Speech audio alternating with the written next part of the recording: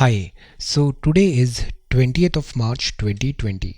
Let us have a quick discussion on today's newspaper, The Hindu. आज हम इन सब topics के बारे में पढ़ने वाले हैं. 20th of March 2020. First is about COVID-19. Humanity in India prevails collectively and patience. Then second is about Nirbhaya convicts hanged. And third है पीपल कमिंग फ्रॉम अब्रॉड, उनके हाथ में ऐसे स्टैंप लगाया जा रहा है अभी.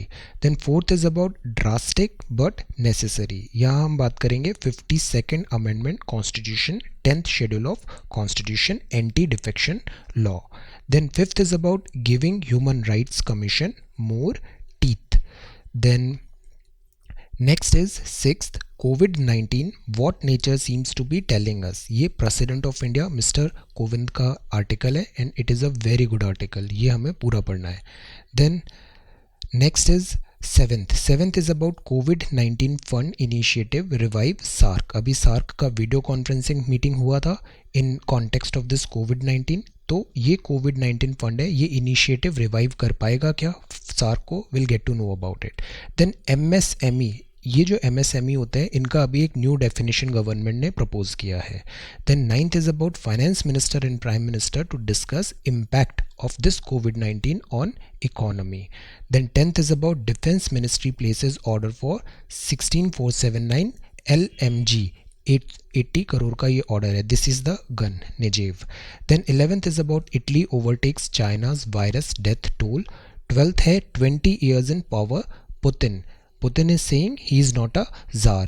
These are all the period in which Mr. Vladimir Putin has remained the head of this Russia. Then 13th is about US primaries and 14th है fuel sales drop on virus impact and 14th is rupee breaches 70 to 75 to a dollar. Then 15th is real estate sector likely to suffer big jolt. Then 16th है Tokyo Olympics. So today we are going to read all these topics and some more in next 20 to 25 minutes. So let us start. First है COVID-19. कल हमारे prime minister ने address किया था country को इस COVID-19 के क्राइसिस में and he has suggested certain measures. There were several calls to action in Prime Minister Narendra Modi's address to the nation. ये कुछ हैं, ये की एड्रेसेस उन्होंने किए हैं. पहली जो बात उन्होंने बोली वो कहा उन्होंने जनता कर्फ्यू. इसमें पीपल को उन्होंने अर्ज किया है to follow a curfew on Sunday March 22 को from 7 AM in the morning to 9 PM. इस बीच में आपको कर्फ्यू रहना है, मीन्स आप बाहर नहीं जाएंगे, किसी से मिलना नहीं है. इसमें कर्फ्यू टाइप आपको फॉलो करना है. They were requested to not go out or gather in their societies and stay at home. इससे क्या होगा, इतने सुबह 7 से रात के 9 बजे मतलब 12, 13, 14 घंटे तक अगर आप ह्यूमन इंटरेक्शन कम हो रहा है तो ये वायरस का जो स्प्रेड है ना वो इस 12-13 घंटे में ये वायरस का भी एक लाइफ होता है. तो बहुत सारे एरिया अपने आप ऑटोमेटिकली सैनिटाइज हो जाएंगे अगर वहाँ पे स्प्रेड नहीं हो पा रहा है वायरस का. तो इससे वायरस का जो ऑनस्लॉट है वो कम होगा. So that is why it is this is a very good step. Then panic buying नहीं करनी है. Amid report that some were stocking, कुछ लोगों को लग रहा है कि फूड हो सकता है क्राइसिस होगा तो वो स्टॉक्स रख रहे हैं. इससे क्या होगा, अननेसेसरी डिमांड इंक्रीज होगी, शॉर्टेज होगा और जो अननेसेसरी पैनिक होगा हमारे यहाँ जो सप्लाईज है वो डीएस्टेबलाइज होगी. So do not do this panic buying. For senior citizen, ये जो वायरस है ये सीनियर सिटीज़न और बच्चे इनमें थोड़ा इम्यूनिटी कम होता है तो ये ज़्यादा वल्नरेबल है. So those above 60 were urged to avoid going out in the next couple of weeks. Social distancing करिए. People to give up the attitude. He told people to give up the attitude that all was well or that they would escape the diseases. So थोड़े time तक this social distancing भी किया जाना चाहिए. Then health service. सी हम लोग तो social distancing कर लेंगे, ऑर्डिनरी पीपल जो हेल्थ सर्विस में है और जो एसेंशियल सर्विसेज दे रहे हैं, सी वो तो फ्रंट लाइन पे काम कर रहे हैं. People should avoid elective surgery और रूटीन चेकअप. तो अननेसेसरी उनको ओवरबर्डन नहीं करना है हेल्थ सर्विसेज को, ऑलरेडी उनके पास बहुत वर्कलोड है. देन इन्होंने एक्सप्रेस किया है appreciation for those employed in hospitals, airports, railways and police. इनको कभी छुट्टी भी नहीं मिलती है, फेस्टिवल्स एंड ऑल. कोई भी डिसीज़, कोई भी आउटब्रेक हो रहा है, these people are always there. So we need to appreciate them. Salute करने की ज़रूरत है, इनके हार्डवर्क एंड रिकग्निशन देने की बहुत एसेंशियल है. देन फॉर एम्प्लॉयर्स को ये कहा है traders and this affluent have been asked to look after the interest of their staff and not penalize them to being not able to attend work due to travel and other restrictions. So these are certain guideline. अभी जो हमारा immediate concern ये है कि इस virus को हमें फैलने से रोकना है. इंडिया बहुत बड़ी कंट्री है, बहुत बड़ी पॉपुलेशन है, हमारे पास इतना हेल्थ केयर भी नहीं है. सो दैट इज़ वाई ये ज़रूरी है इसके आउटब्रेक को इमीडिएटली हम स्टॉप करें, कंटेन करें. Meanwhile, no new local cases आए हैं चाइना में. Indian pilgrim, this is a sad news, dies in Iran. So virus toll touches 5. Gujarat, Chhattisgarh report first cases. Then look at this news, the second news item. तो यहाँ एक task force भी है in the first news item. Reduce economic impact, because economy halt हो रही है, economic activity नहीं हो रही है, तो रिड्यूस इकोनॉमिक इम्पैक्ट. एम्प्लॉयर्स को बोला जा रहा है you pay in full. No new local cases in China meanwhile आए हैं. Now this is Nirbhaya convicts to be hang. 2012 का ये केस है. This was 2012. देन 2012 के बाद ये 2020 में अब जाके जस्टिस डिलीवर हुआ है. यहाँ पे process of capital punishment delay हुआ. विमेन सेफ्टी एंड सिक्योरिटी अभी भी बहुत सारे क्वेश्चंस हैं. सोसाइटल मेजर्स या कंडीशनिंग, क्या हम एक सॉल्यूशन फाइंड करें कि इस तरीके के जो हीनियस क्राइम है इसका हम रूट कॉज फाइंड करें और इनको स्टॉप करें. What do you think? Women safety and security अभी भी हम नेसेसरी जो है वो प्रोवाइड नहीं कर पा रहे हैं. सोसाइटल मेजर्स हैं अभी भी पैट्रियार्की, एंड जो कंडीशनिंग है वो अगेन एक बड़ा चैलेंज होता है. सुप्रीम कोर्ट ने जो अभी अपना डिसीजन दिया था in giving permanent commission to women, then उसमें भी सेम इश्यूज आए थे.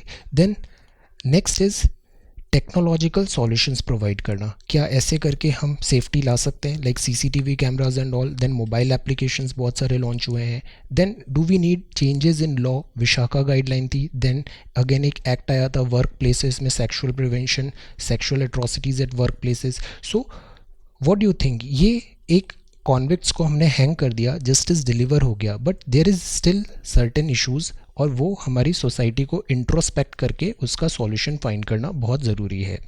Then third is about people coming from abroad. See अभी जो भी बाहर में आ रहा है ना, तो उन पे ऐसे स्टैंप लगाया जा रहा है, proud to protect the light. ये इसलिए बता रहा है कि अगर आप बाहर से आए हो तो हो सकता है आप कांटेक्ट में आए होंगे इन्फेक्शियस पर्सन के, this virus carrying. So it's better कि आप होम क्वारंटाइन करें, आप रिस्पॉन्सिबली एक्ट करें और इस वायरस को स्प्रेड नहीं करें. Then fourth is about, so this is page number 1, this is page number 2, and then ये जो न्यूज़ थी, this was home quarantine stamp for these suspected of COVID-19. Then next this is page number 5 और फिर ये है page number 6. What is the meaning of this apparatus? What is the meaning of this apparatus? Then what is the meaning of congestion? Congestion है jail में. Then next page is Kerala, great rush, trains में travel नहीं हो रहा है. पूरा आज जो न्यूज़पेपर है mostly it is about this कोविड-19 और इसके इम्पैक्ट्स क्या पड़ रहे हैं सोसाइटी में, इकोनॉमी में, पीपल में, कल्चरल में, रिलीजन्स में, देन ऑफिस में, गवर्नमेंट में, एडमिनिस्ट्रेशन में. Everything is covered, everything is affected by this कोविड-19. Then stay where you are. MEA ने, मिनिस्ट्री ऑफ एक्सटर्नल अफेयर्स ने कहा है इंडियंस अब्रॉड की अभी वहीं पर रहो, इंडिया आने की अभी थोड़ा डिले करो आप इंडिया आना. Then this is editorial, drastic but necessary. See 10th schedule of constitution है ना, इसमें है एंटी डिफेक्शन लॉ का. 52nd अमेंडमेंट 1985 में आया था. क्यों आया था? बिकॉज इसे एक फेज़ आया था गयाराम आयाराम गयाराम का. पीपल बहुत फ्रिक्वेंटली पार्टी चेंज कर रहे थे, हॉर्स ट्रेडिंग हो रही थी, उसको स्टॉप करने के लिए ये एंटी डिफेक्शन लॉ आया था. डिफेक्शन का क्या मीनिंग होता है? टू अबैंडन अ पोजीशन और association, often to join an opposing group. Political party members follow करते हैं. अगर आप किसी पॉलिटिकल पार्टी से इलेक्शन जीत के गए हैं तो आपको उस पॉलिटिकल पार्टी की गाइडलाइंस, व्हिप सबको फॉलो करना पड़ेगा. नहीं करेंगे तो आप पे ये डिफेक्शन करके आपको बाहर निकाला जा सकता है. जो इंडिपेंडेंट मेंबर्स होते हैं वो 6 महीने के अंदर, अगर नहीं, इंडिपेंडेंट मेंबर तो कभी भी किसी भी पार्टी को ज्वाइन नहीं कर पाएंगे. अगर आप इंडिपेंडेंटली इलेक्शन जीत के आए हैं देन आपको इंडिपेंडेंट ही रहना पड़ेगा. You can not join some other party.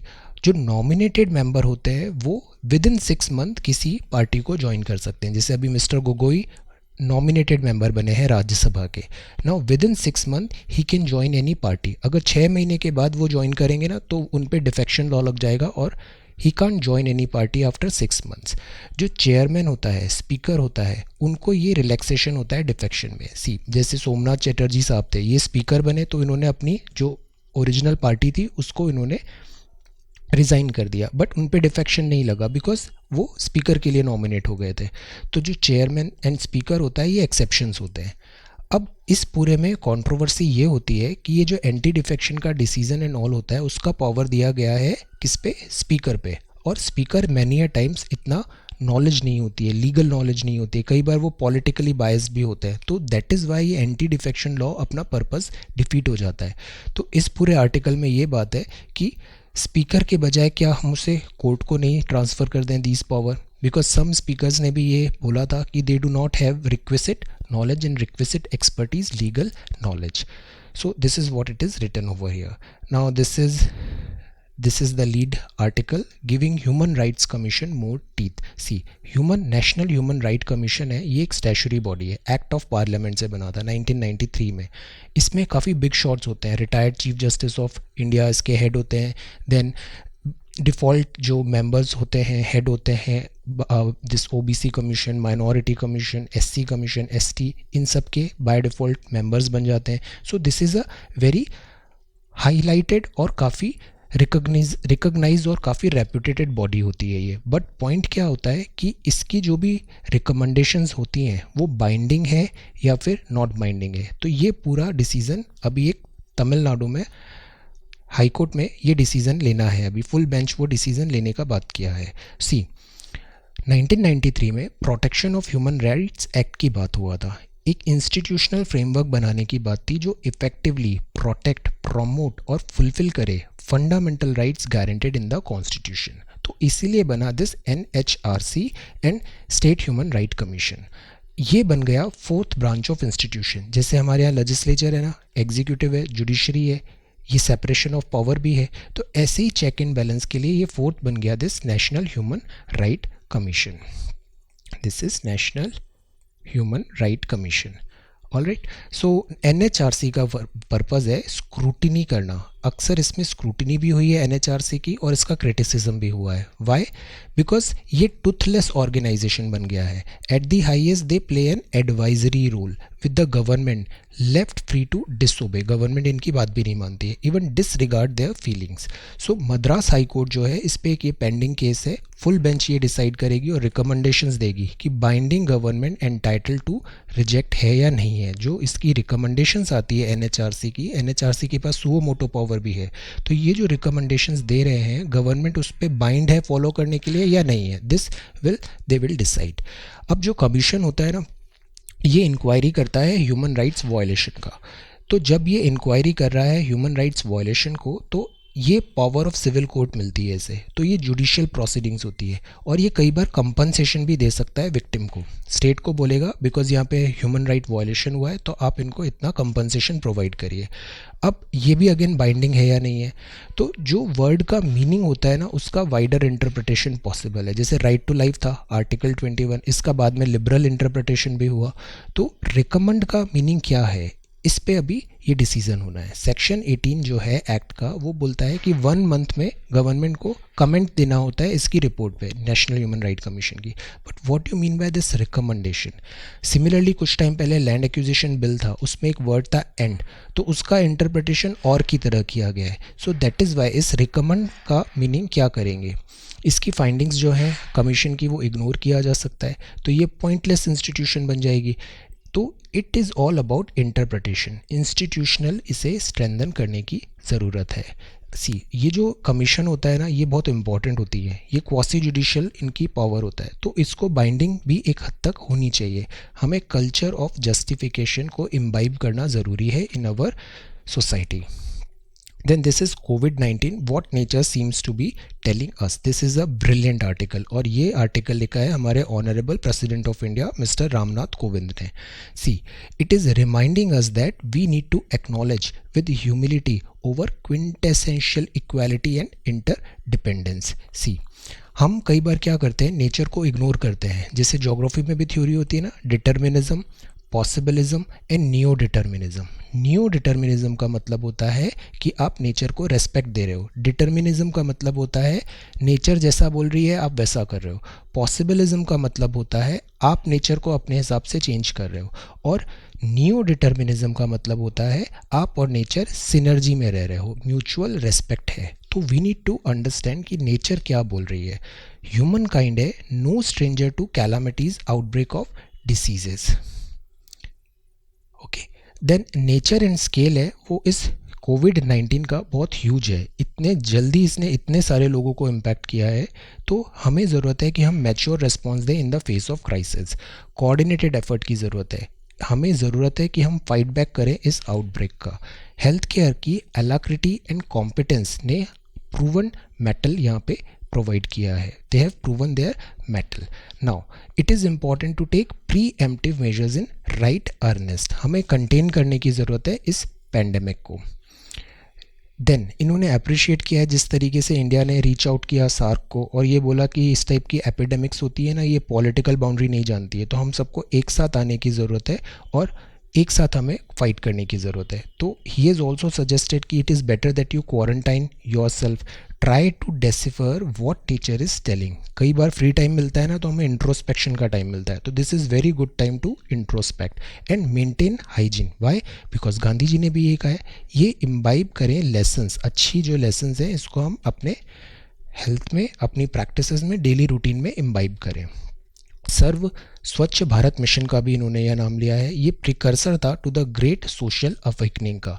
तो हमें ये ज़रूरी है, स्वच्छ भारत मिशन का जो इथोज है, स्वच्छता, क्लीनलीनेस को हम फिर से सोशल अवेकनिंग इस डायरेक्शन में लेके जाए। We need to respect the nature. The whole world is a family, वासुदेव कुटुंबकम।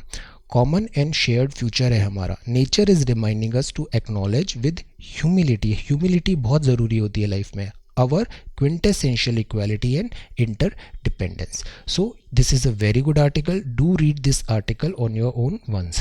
You would love it. Then seventh है, will Modi's COVID-19 fund initiative revive SARC? This is SARC, Afghanistan, Pakistan, Nepal, Bhutan, Bangladesh, India, Sri Lanka और ये मालदीव्स भी है यहाँ पे। ये सार्क काफ़ी टाइम से इतना फुल पोटेंशियल नहीं ला पा रहा था। Why? Because India and Pakistan में अक्सर टेंशन्स होते हैं, तो इसकी मीटिंग्स कैंसिल हो जाती है।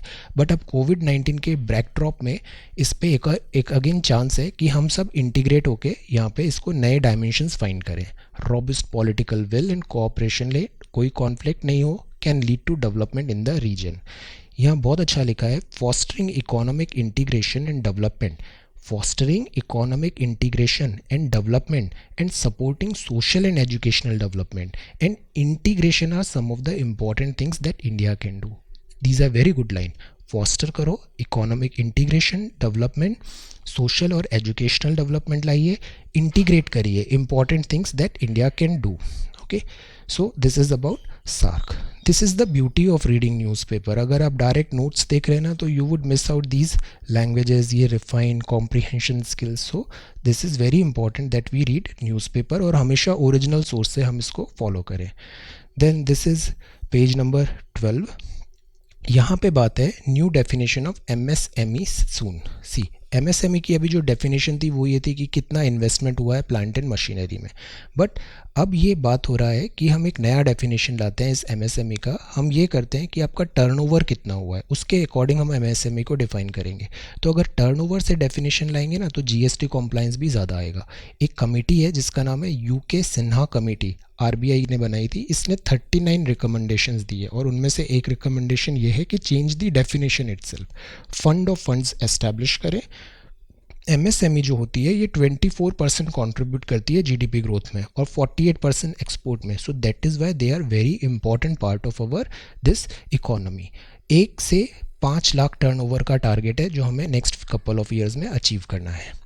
This is an ongoing news, इसको हम फिर से एक बार देखेंगे। Then Ninth is finance minister and prime minister to discuss impact on economy. कोविड-19 से क्या हो रहा है, जैसे शहर बंद हो गए हैं, देश बंद हो रहा है, अभी दिन भर का हम कर्फ्यू लगेगा, तो इससे क्या होता है, इकोनॉमिक एक्टिविटी तो हो नहीं पा रही है, तो इससे इकोनॉमिक स्लो डाउन भी हो रहा है.